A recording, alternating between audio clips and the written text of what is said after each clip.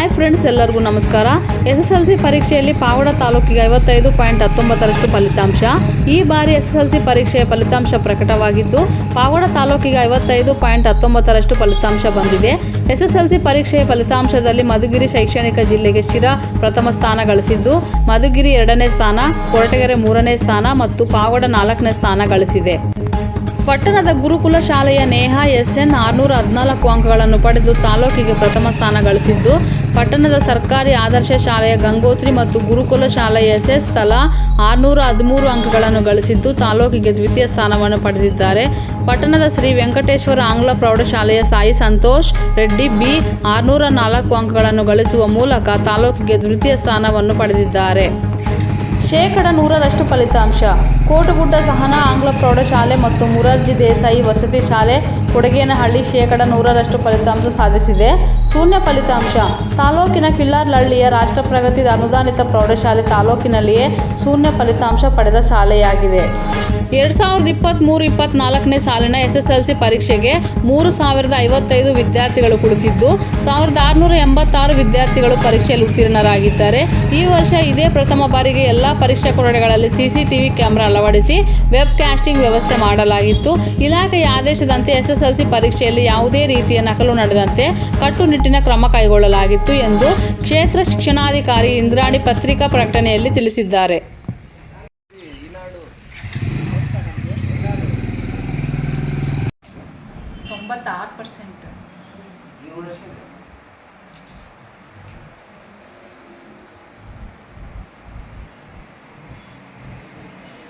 Result ಜಾಸ್ತಿ ಇತ್ತು. ನಮ್ಮ ಪಾವಗಡ ತಾಲೂಕಲ್ಲಿ 96% ಇತ್ತು. ಈ ಸರಿ ರಿಸಲ್ಟ್ ಏನಾಗಿದೆ ಅಂತ ಅಂದರೆ, ನಮ್ಮದು ಮಧುಗಿರಿ ಶೈಕ್ಷಣಿಕ ಜಿಲ್ಲೆಯ ರಿಸಲ್ಟ್ ಏನೇನೆ 62.44 ಇದೆ. ರಾಜ್ಯದಲ್ಲಿ ಮಧುಗಿರಿ ಶೈಕ್ಷಣಿಕ ಜಿಲ್ಲೆ 30ನೇ ಸ್ಥಾನದಲ್ಲಿದೆ. ಲಾಸ್ಟ್ ಇಯರು ಅದೊಂದು ಸ್ವಲ್ಪ ಕನ್ಫ್ಯೂಸ್ ಇದೆ. ಇದು ಈಗ 30ನೇ ಸ್ಥಾನದಲ್ಲಿ ಇರೋದ್ರಿಂದ ನಮ್ಮದು 4 ತಾಲೂಕುಗಳಲ್ಲಿ 4ನೇ ಸ್ಥಾನದಲ್ಲಿದೆ. ಪಾವಗಡ ತಾಲೂಕು 4ನೇ ಸ್ಥಾನದಲ್ಲಿ. ಒಟ್ಟು ನಮ್ಮದು ರಿಸಲ್ಟ್ ಬಂದಿರೋದು 55.19 ಇದೆ. ಉತ್ತೀರ್ಣರಾದ ಮಕ್ಕಳು ಒಟ್ಟು ಪರೀಕ್ಷೆ ಎಕ್ಸಾಮ್ ಕಟ್ಟಿದ್ದು 3055 ಮಕ್ಕಳು. ಅದರಲ್ಲಿ ಪಾಸಾಗಿರೋರು 1686 ಮಕ್ಕಳು. ಅನುತ್ತೀರ್ಣ ಆಗಿರೋರು 1369 ಮಕ್ಕಳು. ಅದರಲ್ಲಿ ಗಂಡು ಮಕ್ಕಳದು ಶೇಕಡಾವಾರು ತಗೊಂಡಾಗ 45.79 ಗಂಡು ಮಕ್ಕಳು ಶೇಕಡಾವಾರು ಇದೆ. ಹೆಣ್ಮಕ್ಳದು 65.26 ಇದೆ. ಗಂಡು ಮಕ್ಕಳು ಪಾಸು 724, ಹೆಣ್ಮಕ್ಳು ಪಾಸು 962 ಮಕ್ಕಳು ಪಾಸಾಗಿದ್ದಾರೆ. ಈ ಹೆಚ್ಚು ಅಂಕ ಪಡೆದಿರೋ ಮಗು ಅಂತ ಅಂದರೆ ಗುರುಕುಲ ಶಾಲೆದು ನೇಹಾ ಅಂತನ 614 ಅಂಕಗಳನ್ನು ಪಡೆದಿದೆ. ನಮ್ಮ ತಾಲೂಕಿಗೆ ಪ್ರಥಮ ಸ್ಥಾನದಲ್ಲಿದೆ. ಅದೇ ರೀತಿ ಸರ್ಕಾರಿ ಶಾಲೆಯಲ್ಲಿ ಅತಿ ಹೆಚ್ಚು ಅಂಕ ಪಡೆದಿರೋ ಮಗು ತಿರುಮಣಿ KPS ಶಾಲೆಯದು 560 ಅಂಕಗಳನ್ನು ಪಡೆದು ಶ್ರೀವರ್ಸ್ತ ಅಂತ ಹೇಳಿಬಿಟ್ಟು ಮಗು ಅದು 560 ಅಂಕಗಳನ್ನು ಪಡೆದಿದೆ. ನಮ್ಮಲ್ಲಿ ಸರ್ಕಾರಿ ಶಾಲೆಯಲ್ಲಿ 10 ಮಕ್ಕಳನ್ನ ನಾವು ಗುರುತಿಸಿರೆ ಅದರಲ್ಲಿ 566ರಿಂದ 508ವರೆಗೂ ಸಹ ಎಲ್ಲ ಶಾಲೆಗಳಲ್ಲಿ ಹಂಚಿಕೆ ಆಗಿರುವಂಥ ಮಕ್ಕಳು ಇದೆ. ಇನ್ನು ಆದರ್ಶ ಶಾಲೆಯಲ್ಲಿ ಒಂದು ಮಗು ಗಂಗೋತ್ರಿ ಅಂತನ 613 ಅಂಕವನ್ನು ಪಡೆದಿದೆ. ಈ ರೀತಿ ಮಕ್ಕಳು ಅಂಕಗಳನ್ನು ಹಂಚಿಕೆಯಲ್ಲಿ ಮಾಡಿಕೊಂಡಿದ್ದಾರೆ. ಮತ್ತು ನಗರ ಮತ್ತು ಪಟ್ಟಣವನ್ನು ತೆಗೆದುಕೊಂಡಾಗ 100% ತೆಗೆದಿರುವಂಥವು 2 ಶಾಲೆ ಇದೆ. ಒಂದು ಸಹನಾ ಆಂಗ್ಲ ಪ್ರೌಢಶಾಲೆ ಕೋಟಗುಡ್ಡ, ಎರಡನೇದು ಮುರಾರ್ಜಿ ದೇಸಾಯಿ ವಸತಿ ಶಾಲೆ ಕೊಡಗೇಹಳ್ಳಿ ಪಾವಗಡ ತಾಲೂಕು. ಇನ್ನು ನಗರ ಮತ್ತು ಗ್ರಾಮಾಂತರನ ನಾವು ತೆಗೆದುಕೊಂಡಾಗ ಮಕ್ಕಳು ನಗರದಲ್ಲಿ ಎಷ್ಟು ಮಕ್ಕಳು ಪಾಸಾಗಿದ್ದಾವೆ ಮತ್ತು ಗ್ರಾಮಾಂತರದಲ್ಲಿ ಎಷ್ಟು % ಬಂದಿದೆ ಅಂತ ಅಂದರೆ, ನಗರದಲ್ಲಿ 57.42% ಬಂದಿದೆ. ನಗರದಲ್ಲಿ ಗಂಡು ಮಕ್ಕಳದು 48.39, ಹೆಣ್ಮಕ್ಳು 67.20 ಇದ್ದಾರೆ. ಗ್ರಾಮಾಂತರದಲ್ಲಿ 44.91 ಗಂಡು ಮಕ್ಕಳು ಪಾಸಾಗಿದ್ದಾರೆ. ಗ್ರಾಮಾಂತರ ಹೆಣ್ಣು ಮಕ್ಕಳು 64.61 ಪಾಸಾಗಿದ್ದಾರೆ. ಇನ್ನು ಒಟ್ಟು ಪರ್ಸೆಂಟೇಜ್ ತಗೊಂಡಾಗ ಗ್ರಾಮಾಂತರದಲ್ಲಿ 54.43 ಮಕ್ಕಳು ಉತ್ತೀರ್ಣರಾಗಿದ್ದಾರೆ. ಒಟ್ಟು ನಮ್ಮ ಪಾವಗಡ ತಾಲೂಕಿನ ಇಂದಿನ ಫಲಿತಾಂಶ 55.19 ಪಡೆದಿದೆ. ನಮ್ಮ ಹೆಸರು ಮೇಡಮ್ ಹೆಸರು ನನ್ನ ಹೆಸರು ಹಾಂ. ಇಂದ್ರಾಣಮ್ಮ ಇಂದ್ರಣ್ಣ. ಹತ್ರ ಬಿಟ್ಟಿದೆ. ಯಾವ ಥರ ಸ್ಯಾಟಿಸ್ಫ್ಯಾಕ್ಷನ್ ಈ ರಿಸಲ್ಟ್ ಈ ರಿಸಲ್ಟ್ ನಮ್ಗೆ ಏನು ಸ್ಯಾಟಿಸ್ಫ್ಯಾಕ್ಷನ್ ಕೊಟ್ಟಿದೆ ಅಂದರೆ ಈಗ ಅನ್ನುತ್ತೀರ್ಣಾಗಿರೋ ಮಕ್ಕಳೂ ಸಹನ ಜಾಸ್ತಿ ಇರೋದ್ರಿಂದ ಹೋದರ್ಷಕ್ಕೂ ಈ ವರ್ಷಕ್ಕೂ ಹೋಲಿಕೆ ಮಾಡಿಕೊಂಡ್ರೆ ಮಕ್ಕಳಲ್ಲಿ ಓದುವಂಥ ಗುಣಾತ್ಮಕ ಶಿಕ್ಷಣಕ್ಕೆ ಇಲಾಖೆ ಏನು ಆಶಯ ಇದೆ ಅದೇ ರೀತಿ ಗುಣಾತ್ಮಕ ಶಿಕ್ಷಣಕ್ಕೆ ಒಂದು ಅವಕಾಶ ಆಗಿದೆ ಅಂತ ಅನಿಸುತ್ತೆ. ಏಕೆಂದರೆ ಈಗ ಪಾಸಾದಂಥ ಮಗು PUCಗೆ ಹೋಗಿ ಅಲ್ಲಿ ಕಲಿಯೋಕ್ಕಾಗ್ದಲೇ ವಾಪಸ್ ಬರ್ತಾಯಿದ್ದ ಮಕ್ಕಳ ಸಂಖ್ಯೆ ಜಾಸ್ತಿ ಇತ್ತು. ಕಲಿಕೆ ಅಲ್ಲಿ ಏನಾಗ್ತಾಯಿತ್ತು, ಹಿಮ್ಮುಖವಾಗಿ ಇರ್ತಾಯಿತ್ತು. ಈ ವರ್ಷಿನ ರಿಸಲ್ಟು ಕಲಿಕೆ ಮುಮ್ಮುಖವಾಗಿ ಮುಂದುವರಿಯೋದಕ್ಕೆ ಒಂದು ಸಹಜ ಆಗಿದೆ. ಏಕೆಂದರೆ ಏನು ಕಲ್ತಿರೋ ಮಗುನೇನೇ ಅದು ಪಾಸಾಗಿದೆ ಮಗು ಆಗಿರೋದ್ರಿಂದ ಇದು ಒಂದು ಪೇರೆಂಟ್ಸ್ಗೂ ಒಂದು ಮಾದರಿ ಪಾಠ ಆದಂಗೆ ಆಯಿತು. ಏಕೆ ಅಂತ ಅಂದರೆ ಮಕ್ಕಳಿಗೆ ಮನೆಯಲ್ಲಿ ಓದಿಸ್ಬೇಕು, ಶಾಲೆ ಕರೆಕ್ಟಾಗಿ ಕಳಿಸ್ಬೇಕು ಅನ್ನೋದು ಒಂದು ಪೋಷಕರಿಗೊಂದು ಪಾಠ ಆದಂಗಾಗಿದೆ. ಏಕೆಂದರೆ ಪಾವಗಡ ಗಡಿನಾಡು ಪ್ರದೇಶ ಮತ್ತು ಇಲ್ಲಿ ವಲಸೆ ಹೋಗೋದು ಕುಟುಂಬ ಜಾಸ್ತಿ ಆಗಿರೋದ್ರಿಂದ ಅಜ್ಜ ಅಜ್ಜಿ ಹತ್ರನ ಮಕ್ಕಳು ಬೆಳೀತಾ ಇರ್ತವೆ. ಈ ಮಗುವನ್ನ ಕರೆಕ್ಟಾಗಿ ಮಾರ್ಗದರ್ಶನ ಗೈಡ್ ಮಾಡೋಕ್ಕೆ ಅಜ್ಜ ಅಜ್ಜಿಗೆ ಅಷ್ಟು ಜ್ಞಾನ ಇರಲ್ಲ ಅಂತ ನಾವು ಭಾವಿಸ್ಬೇಕಾಗುತ್ತೆ. ಏಕೆಂದರೆ ಮಗು ಆಟ ಆಡೋಕ್ಕೆ ಹೋದರೆ ಸಂಜೆ ಮನೆಗೆ ಬರ್ಬೋದು, ಓದ್ಕೊಂಡು ಹೇಳೋಕ್ಕಾಗಲ್ಲ. ಈಗ ನಾವು ಶಾಲೆಯಲ್ಲಿ 9:30 ಸಂಜೆ 5:30 ತನಕ ವಿವಿಧ ಚಟುವಟಿಕೆಗಳ ಯೋಜನೆಗಳನ್ನು ರೂಪಿಸ್ಕೊಂಡು ಸರ್ಕಾರಿ ಶಾಲೆಯಲ್ಲಿ ಮಗುವಿಗೆ ಕಲಿಸ್ಬೇಕು, ಅಭ್ಯಾಸ ಮಾಡಬೇಕು ಅಂತ ಇಲಾಖೆ ನಮಗೆ ಸುತ್ತೋಲೆಯನ್ನು ಹೊರಡಿಸಿದೆ, ಮಾರ್ಗದರ್ಶನ ಬಿಡುಗಡೆ ಮಾಡಿದ್ದಾರೆ. ಅದೇ ರೀತಿಯಲ್ಲಿ ನಾವು ಮಾಡ್ತಾ ಇದ್ರೂ ಮಗು ಮನೆಗೆ ಹೋದಾಗ ಏನಾಗುತ್ತೆ, ಮನೆ ಕೆಲಸಕ್ಕೆ ತೊಡಗಿಸ್ಕೊಳುತ್ತೆ, ಇಲ್ಲ ಶಾಲೆ ಬಿಟ್ಟು ಕೂಲಿ ಕೆಲಸಕ್ಕೆ ಹೋಗುತ್ತೆ. ಈ ರೀತಿಯಾಗಿ ನಮ್ಮ ಸರ್ಕಾರಿ ಶಾಲೆದು ಒಂದು ಸ್ವಲ್ಪನ ರಿಸಲ್ಟಿಗೆ ಹೊಡೆತ ಆಗಿರ್ಬೋದು. ಆದರೆ ನಗರ ಪ್ರದೇಶದಲ್ಲಿ ಗ್ರಾಮಾಂತರ ನಾವು ನೋಡಿಕೊಂಡಾಗ ಸ್ವಲ್ಪ ನಿಯರೆಸ್ಟ್ ಇದ್ದಾವೆ ಮಗು.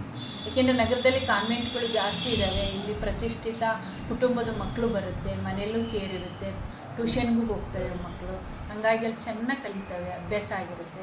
ನಮ್ಮ ಸರ್ಕಾರಿ ಶಾಲೆ ಮಕ್ಕಳಿಗೆ ನಾವು ಏನೇ ಸೌಲಭ್ಯ ಕೊಟ್ಟರು, ಮೂಲಭೂತ ಸೌಲಭ್ಯಗಳನ್ನೆಲ್ಲ ಒದಗಿಸಿರೂ ಸಹ ಮನೆಯ ಪೋಷಕರ ಪ್ರೋತ್ಸಾಹ ಇಲ್ಲ ಅಂದರೆ ಶಿಕ್ಷಣ ಸ್ವಲ್ಪ ಕಷ್ಟ ಆಗುತ್ತೆ. ಏಕೆಂದರೆ ನಾವು ಸರಾಸರಿ 6 ಗಂಟೆ, ಆದರೆ 8 ಗಂಟೆ ಟೈಮ್ ಶಾಲೆ ಒಳಗೆ ಮಗು ಕುಂಡಿಸ್ಕೊಂಡಿದ್ರು ಇನ್ನು ಉಳಿದ ಗಂಟೆಯಲ್ಲಿ ಮಗು ಪೋಷಕರ ಜೊತೆ ಇರುತ್ತೆ. ಅದಕ್ಕೋಸ್ಕರನ ಈ ಫಲಿತಾಂಶ ಪೋಷಕರಿಗೆ ಮಕ್ಕಳನ್ನ ನಾನು ಓದಿಸ್ಬೇಕು, ಮನೆಯಲ್ಲಿ ಕುಂಡ್ರಿಸ್ಬೇಕು, ಶಾಲೆಗೆ ಕರೆಕ್ಟಾಗಿ ಕಲಿಸ್ಬೇಕು, ಮತ್ತು ನಾನು ವಲಸೆ ಹೋದ್ರೂ ಮಗು ಶಾಲೆಗೆ ಹೋಗು ಅನ್ನೋಂತ ಅದಕ್ಕೆ ಪ್ರೋತ್ಸಾಹನ ನೀಡಬೇಕು ಅನ್ನೋದು ಪೋಷಕರಿಗೆ ಒಂದು ಒಳ್ಳೆ ಪಾಠವನ್ನು ಕಲಿಸುತ್ತೆ ಅಂತ ಹೇಳಿ ನಾನು ಭಾವಿಸ್ತೀನಿ. 113 ಇದೆ. Second place madam 3M Gangotri M madam. Gangotri M. 2ನೇ ಸ್ಥಾನದಲ್ಲಿ ಮತ್ತು ಇದರಲ್ಲಿ ಗುರುಕುಲದ್ದು ಇನ್ನೊಂದು ಮಗು ಇದೆ, ಅದು 613.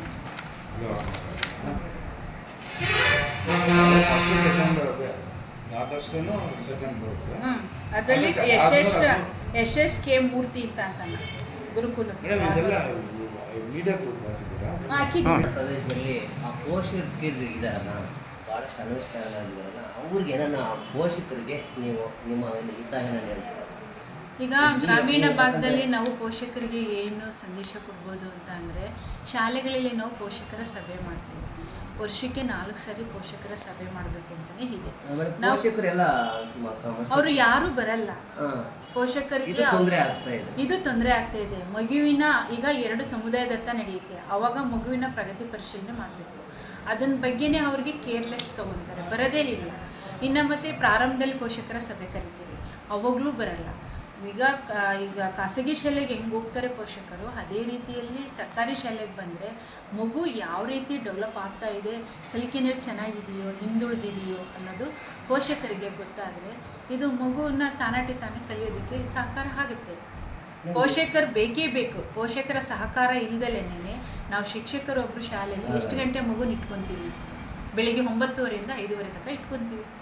ಅದ ನಂತರ ಇಲ್ಲಿ ಏನೇ ಪ್ರಾಕ್ಟೀಸ್ ಮಾಡಿಸಿರೂ ಅಲ್ಲಿ ಮನೆಗೆ ಹೋದಾಗ ಅದು ಅಭ್ಯಾಸ ಮಾಡಬೇಕಲ್ಲ. ಇವತ್ತು ನಾವು ಪಾಠ ಮಾಡಿರೋದನ್ನು ಅದು ಇನ್ನೊಂದು ಸರಿ ಅಭ್ಯಾಸ ಮಾಡಿದರೆ ಮಾತ್ರ ಅದಕ್ಕೆ ಮನನ ಆಗುತ್ತೆ. ಅದಕ್ಕೆ ಪೋಷಕರ ಸಹಕಾರ, ಅವರು ಬದಲಾವಣೆ ಆಗಬೇಕು. ಏಕೆಂದರೆ ಈ ಭಾಗ ಗಡಿನಾಡು ಭಾಗ ಆಗಿರೋದ್ರಿಂದ ಹೆಚ್ಚು ಹೆಚ್ಚು ವಲಸೆ ಹೋಗಿರ್ತಾರೆ. ವಲಸೆ ಜೊತೆಗೆ ಮಕ್ಕಳು ಅದು ಸುಮಾರು ಮತ್ತೆ ಶಾಲೆ ಬಿಟ್ಟೋ ಮಕ್ಕಳು ಜಾಸ್ತಿ ಜಾಸ್ತಿ ಆಗ್ತಾರೆ. ಆಗ್ತಾರೆ. ಪರೀಕ್ಷೆ ಕಟ್ಸಿರ್ತೀವಿ, ಬಲವಂತವಾಗಿ ಇಳ್ಕೊಂಡ್ಬರ್ತೀವಿ. ಏಕೆ ಅಂತಂದರೆ ಎಕ್ಸಾಮ್ ನಾವು ಎಷ್ಟು SATS ಒಳಗೆ ಏನು ನಾವು ಕಟ್ಸಿರ್ತೀವಿ ಇರ್ತೋ ಮಕ್ಕಳು, ಅಷ್ಟು ಮಕ್ಳಿಗೂ ಎಕ್ಸಾಮ್ ಕಟ್ಟಿಸ್ಬೇಕು. ಎಕ್ಸಾಮ್ ಕಟ್ಟಿಸಿದ ಮೇಲೆ ಆಬ್ಸೆಂಟ್ ಹಾಕೋದು, ಪರೀಕ್ಷೆ ಬರೆಸಲೇಬೇಕು ಅಂತ ಹೇಳ್ತಾರೆ. ಆವಾಗ ನಾವು ಕರ್ಕೊಂಬಂದು ಪರೀಕ್ಷೆ ಕೊಂಡಿಸ್ತೀವಿ. ಮಗು ಶಾಲೆಗೇ ಬರದೆ ಏನೂ ಕಲಿದಲ್ಲೇನೇ ಶಾಲೆ ಬಿಟ್ಟ ಮಗು, ಈಗ ಅದನ್ನು ಸಹ ನಮ್ಮ ಫಲಿತಾಂಶಕ್ಕೂ ಒಂದು ಒತ್ತಡ. ಮೇಡಮ್ ಏನನ್ನ ಇವಾಗ ಗ್ರಾಮೀಣ ಭಾಗದಲ್ಲಿ ಏನನ್ನ ಈ ಮಕ್ಕಳಿಗೆ ಏನಾರ ಮೂಲ ಸೌಕರ್ಯಗಳು ಏನೆಲ್ಲ ಶೈಕ್ಷಣಿಕ ಮಟ್ಟದಲ್ಲಿ ಏನು ಕಡಿಮೆ ಆಗ್ತಾ ಇದಾವ ಅಂತ ಖಂಡಿತ ಕಡಿಮೆ ಇಲ್ಲ ಸರ್. ಯಾಕೆಂದರೆ ಇಲಾಖೆ ಇವತ್ತು ಬಟ್ಟೆ ಕೊಡ್ತಾ ಇದೆ, ಪುಸ್ತಕ ಕೊಡ್ತಾ ಇದೆ, ಊಟ ಕೊಡ್ತಾ ಇದೆ, ಪುಸ್ತಕಗಳು ಕೊಡ್ತಾ ಇದ್ದೀವಿ. ಇನ್ನು ಮತ್ತು ದಾನಿಗಳು ಹಿಡಿದು ಸುತ್ತಮುತ್ತ ಶಾಲೆಯವರೆಲ್ಲನ ಎಕ್ಸಸೈಸ್ಗಳು, ಪೆನ್ನುಗಳು ಸಂಘ ಸಂಸ್ಥೆಯಿಂದ ಕೊಡಿಸ್ತಾರೆ. ತೀರಾ ಹಂಗಿಲ್ಲ ಅಂತಂದರೆ ನಮ್ಮ ಶಿಕ್ಷಕರೇನೇ ಅದೊಂಚೂರು ಓದುತ್ತೆ ಬರೆಯುತ್ತೆ ಅಂದರೆ ಅವರೇ ಎಕ್ಸಸೈಸ್ಗಳನ್ನೂ ಕೊಡಿಸ್ತಾರೆ ಸರ್. ಮಗು ಏನಾಗಬೇಕು, ಶಾಲೆಗೆ ಕರೆಕ್ಟಾಗಿ ಒಂದು ದಿನ ತಪ್ಪಿಸ್ದಂಗೆ ಮಗು ಶಾಲೆಗೆ ಬಂದುಬಿಟ್ರೆ ಅದು ತಾನೇ ಓದಬೇಕು ಬರೀಬೇಕು ಅನ್ನೋ ಮನಸ್ಸು ಬರುತ್ತೆ. ಈಗ ಮಕ್ಕಳನ್ನೇ ಕಡಿಮೆ ಆಗಿದೆ ಶಾಲೆಗೆ, ಬೇರೆ ಶಾಲೆಗಾದ್ರೂ ಹೋಗ್ತಾರೆ. ಒಟ್ಟಾರೆ ಏನಾಗಿದೆ ಅಂದ್ರೆ ಈ ಪೋಷಕರ ನಿರ್ಲಕ್ಷ್ಯದಿಂದ ಈ ಒಂದು ರಿಸಲ್ಟ್ ಕಡಿಮೆ ಆಗ್ತದೆ. ಯಾಕಂದ್ರೆ ಇದು ನಿಮ್ಮ ಸರ್ಕ್ಯುಲರ್ ಇದೆಯಲ್ಲ, ಅದರ ಪ್ರಕಾರ ಪೋಷಕರು ಬರ್ತಾ ಇಲ್ಲ. ತಿಂಗಳಿಗೆ ಬರ್ಬೇಕು ಅವರು ಏನೇನು ಯಾವ ತರ ಇಲ್ಲ. ನಮ್ಗೆ ಇರೋದು 4 ಸಭೆ ಮಾಡ್ಬೇಕು ಅಂತಾನೆ ಇದೆ. 4 ಸಭೆನಲ್ಲಿ 2 ಸಭೆನಲ್ಲಿ ಮಗುನ ಪ್ರಗತಿ ಪರಿಶೀಲನೆ ಮಾಡಬೇಕು ಅಂತ ಇದೆ. ಅವರು ಇನ್ನು ಅಡ್ಮಿಷನ್ ಮಾಡಿಸೋದ್ರು ಅಂತ ಅಂದರೆ ಯಾರೋ ಅವ್ರ ಮಾವನೋ ಅವ್ರ ಚಿಕ್ಕಮ್ಮನೋ ಅವ್ರ ಅಜ್ಜಿನೋ ಬಂದು ಅಡ್ಮಿಷನ್ ಮಾಡುತ್ತಾರೆ. ಇನ್ನು ಪುನಃ ಅವ್ರು ಇನ್ನೊಂದು ದಿನ ಬಂದು ಮಗು ಬಗ್ಗೆ ಕೇಳೋಕ್ಕೋಗಲ್ಲ, ಕರೆದ್ರೆ ಒಂದಿನ ಕೂಲಿ ಹೋಗುತ್ತೆ ಅಂತ. ದೇಶದಲ್ಲಿ ಉತ್ತಮ ಫಲಿತಾಂಶ ಬರಬೇಕಂದಾಗ ಪೋಷಕರ ಸಭೆಗೆ ಪ್ರತಿಯೊಬ್ಬರು ಹಾಜರಾಗಬೇಕು. ಶಿಕ್ಷಣದ ವ್ಯವಸ್ಥೆ ಬಗ್ಗೆ ತಿಳ್ಕೊಬೇಕು, ಮಗು ಯಾವ ಮಟ್ಟದಲ್ಲಿ ಕಲಿತಾ ಇದೆ ಅನ್ನೋದನ್ನು ತಿಳ್ಕೊಬೇಕು. ಶಿಕ್ಷಕರೊಂದಿಗೆ ಅವರು ಒಂದು ಮಾತುಕತೆ ನಡೆಸಬೇಕು. ನನ್ನ ಮಗು ಹೆಂಗೆ ಓದ್ತಾ ಇದೆ, ಯಾವ ರೀತಿ ಕಲಿತಾ ಇದೆ, ಅವನಿಗೆ ಇಲ್ಲ ಅವ್ನ ಕಲಿಕೆಯಲ್ಲಿ ಹಿಂದುಳಿದಿದ್ರೆ ನೀವು ಒಂದು ಸ್ವಲ್ಪ ಹೇಳ್ಕೊಡ್ರಿ ಅಂತೆಲ್ಲರೂ ಹೇಳ್ಬೇಕು. ಶಿಕ್ಷಕರಿಗೂ ಮತ್ತೆ ಪೋಷಕರಿಗೆ ಯಾವಾಗ ಸಂಬಂಧಗಳು ಚೆನ್ನಾಗಾಗ್ತಾವೆ, ಅಲ್ಲಿ ಮಗು ರಿಸಲ್ಟ್ ಚೆನ್ನಾಗುತ್ತೆ. ಒಂದ್ಸಾರಿ ಶಾಲೆಗೆ ಪೋಷಕರು ಬಂದ್ರು ಅಂದ್ರೆ ಮಗು ತಾನೇ ಬದಲಾಗುತ್ತೆ. ಬಂದಾಗ ನನ್ಗೆ ಬಂದು ಯಾರಾದ್ರೂ ಯಾಕೆ ನಮ್ಮ ಅಜ್ಜಿ ಬಂದೈತೆ, ತಾತ ಬಂದೈತೆ, ಏನ್ ಹೇಳ್ತಾರೋ ಏನ್ ಕೇಳ್ತಾರೋ ಅನ್ನೋದು ಮಗುಗೆ ಫೀಲಿಂಗ್ ಆಗುತ್ತೆ. ಅದು ಹೋಗಿ ಕೇಳಿ ತಿಳ್ಕೊಳುತ್ತೆ. ಅವಾಗ ನಾನು ಓದಬೇಕು. ಈ ಪಕ್ಕದ ಮನೆ ಹುಡುಗ ಇವತ್ತು ಇದರಲ್ಲಿ ಗಲಾಟೆ ಆಗೋಕ್ಕೆ ಕಾರಣ ಅದೇನೇನೆ ಮಂಗಳವಾಡದಲ್ಲಿ. ಈಗ ಪಕ್ಕದ ಮನೆ ಹುಡುಗ ಪಾಸ್ ಆಗಿವನೇ, ನನ್ನ ಮಗ ಫೇಲ್ ಆಗಿವನೇ ಅಂತ ಅಂದಾಗ ಯಾಕೆ ಫೇಲ್ ಆಗಿದ್ದಾನೆ ಅಂತ ಹೋಗಿ ಕೇಳಿ ಇವತ್ತು ಕೇಳ್ತಾ ಇದ್ದಾರೆ. ಯಾಕೆ ಓದ್ತಾ ಇಲ್ಲ ಹಿಂದುಳಿದಿದ್ದಾನೆ ಅಂತ ಮುಂಚೆನೆ ಹೋಗಿ ಕೇಳಿದ್ರೆ ಮಗು ಎಚ್ಚೆತ್ಕೊಂಡಿದ್ರೆ ಹೋಗಿದ್ರೆ ಆ ಮಗುನು ಪಾಸ್ ಆಗಿರೋದು. ಯಾರ ಮೇಲೇನು ಇದು ನೇರವಣೆ ಆಗಕ್ಕಾಗಲ್ಲ, ಪೋಷಕರು ಇದ್ರ ಮೇಲೆ ನೇರವಣೆ. ಈಗ 500 ತಿರುಮಣಿ ಶಾಲೆದು ಮಗು ತೆಗ್ದಿದೆ ಅಂದಮೇಲೆ 560 ಅಂಕ ಗಳಿಸಿದೆ ಅನ್ನೋ ಮಗುಗೆ ನಾವು ಪಾಠ ಮಾಡಿದ್ದೀವಿ ಅಂತ ಅಂದರೆ ಎಲ್ಲ ಓದಿಸಿದ್ದೀವಿ ಬರ್ಸಿದ್ದೀವಿ ಅಂದರೆ ಎಲ್ಲ ಮಕ್ಳಿಗೂ ಮಾಡಿರ್ತೀವಿ ತಾನೆ. ಇದು ಅರ್ಥ ಆಗ್ತದೆ. ಸಾಯಿ ವರ್ಷಿತ ಹೆಣ್ಣು 560